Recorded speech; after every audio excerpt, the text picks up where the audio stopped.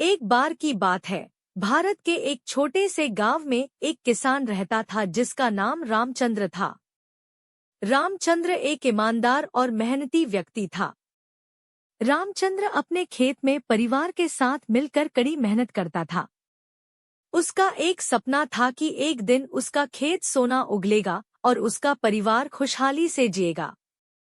एक दिन रामचंद्र को खेत में एक पुरानी घी सी पिटी मिट्टी का मटका मिला। जब उसने मटके को खोला तो उसमें से एक धुआं निकला और उसमें से एक भूत प्रकट हुआ। भूत ने कहा, रामचंद्र, मैं एक जादुई भूत हूँ और मैं तुम्हें 3 वरदान दे सकता हूँ। बताओ तुम्हें क्या वरदान चाहिए।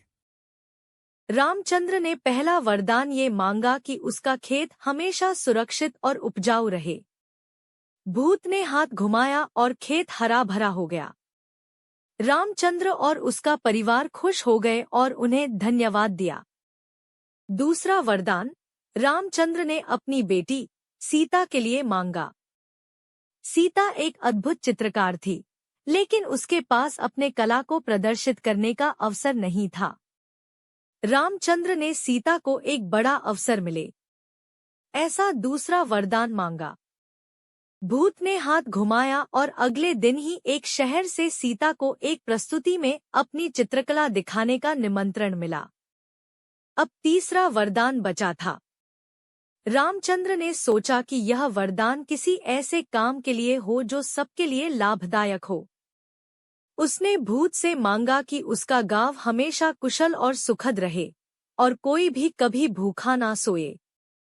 भूत ने हाथ घुमाया और गांव में अद्भुत परिवर्तन होने लगे। गांव के सभी लोग मिलजुल कर काम करने लगे और हर कोई सुख और समृद्धि में जीने लगा। रामचंद्र ने देखा कि वरदान से मिला सुख और समृद्धि उसके सपनों से भी ज्यादा सुंदर है। उसने अपने परिवार के साथ मिलकर भूत को धन्यवाद दिया और मटका को वापस जमीन में दफन कर दिया, ताकि कोई और इसे गलत इस्तेमाल न कर सके। ये कहानी हमें ये सिखाती है कि वरदान या जादू से भी ज्यादा महत्वपूर्ण होते हैं अपनी मेहनत, ईमानदारी और दूसरों की भलाई के लिए की गई सोच।